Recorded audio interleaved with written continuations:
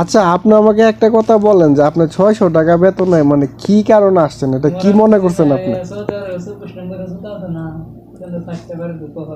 না আপনি কি মনে করছেন যে 600 টাকা বেতনে কি আপনার 6 লাখ টাকা হয়ে যাবে এরকম মনে করছিলেন?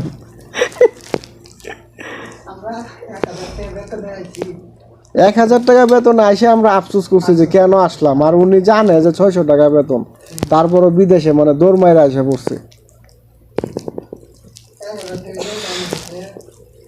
ভাই আইলাম কোনটা বলতে জানাস না কইছে না না ভাই কইছে কত না খাবিয়া না হাদিয়া যাইতে যাইতে এটাই কেটে দিব না না না এটা না এটা কইছে কাজ ভালো কাজ কাজ একবার নিয়ে মিয়া কই তো বেতন দেখি করবে কাজ শান্তি দেখি বেতন দেখি হ্যাঁ কাজ নাই, কোট শুট পরে খালি শান্তি দেখলে বেতন দেখলে হ্যাঁ কাজই করে ঘুরবেন খালি। যে সুন্দর কাজ করছি আল্লাহ, মানুষকে সতর্ক করা দরকার যে অবস্থা।